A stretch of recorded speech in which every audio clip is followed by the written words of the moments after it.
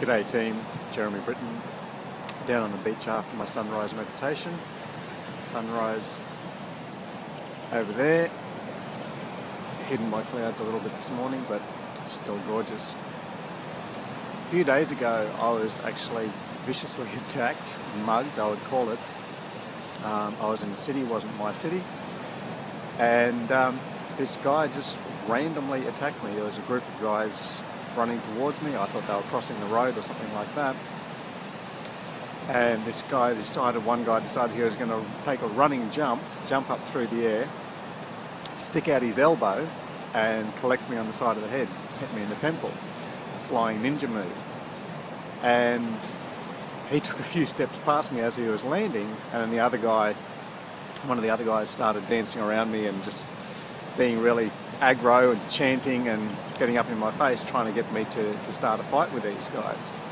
And fortunately the incident was caught on security camera and the police were able to actually catch these guys. But it got me thinking after the attack, like, why?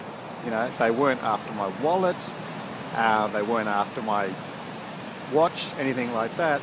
And Evie and I have travelled in some of the poorest regions in the world, travelled in China, Indonesia, poorest parts of Africa, and we've never been attacked, never been mugged, never been robbed, and because we just try to blend in as much as possible.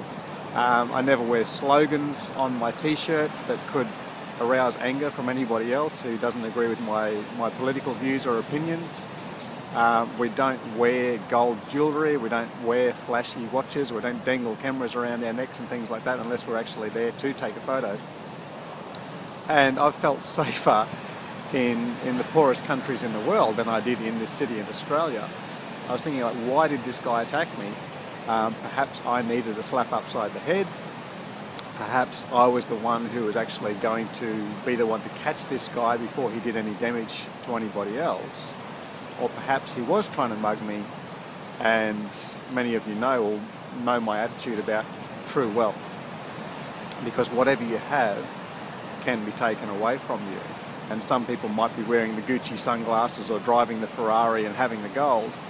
And there'll be some people who see you, and if they have a wealthy mindset, they have a wealthy attitude, they go, I like that Ferrari, I like those Gucci sunglasses, I like that gold jewellery, I think I'd like to get that for myself. And those people will work hard, invent something, create something, make something, do whatever they do in order to have those things in their life.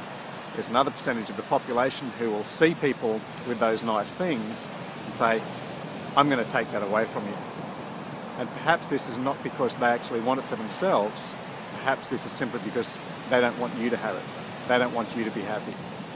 Now, I was walking along the street in my $25 jacket and my $25 shoes, not displaying physical, material wealth, but perhaps I was just walking along the street with a beautiful woman.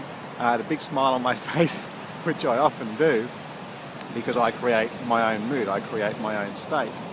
Now this guy, perhaps he just wanted to take my wealth away from me at that instant. And luckily enough, with mine, I can create it. So even as I was kept in a police station doing paperwork and identifying him in a lineup and that sort of stuff till 5 o'clock in the morning, I was tired, I had concussion, but I could still crack jokes with the police officer. I could still actually be in a good mood because he can't take away my wealth.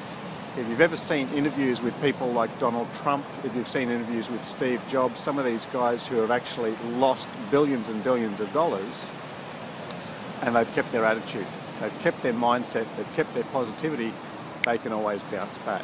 You can lose your material wealth and you may have it taken away from you, either through an attack or through economic circumstances, but if you've got your metaphysical wealth, if you've got your attitude, if you've got your mindset, you can always make it back, that and more. Many of these guys are billionaires who have bounced back from almost bankruptcy and created their wealth all over again.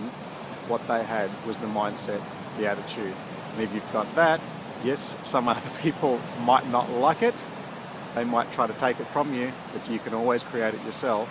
And true wealth can never be taken away by somebody else. I'll talk to you soon, down on the beach or at 24hourwealthcoach.com.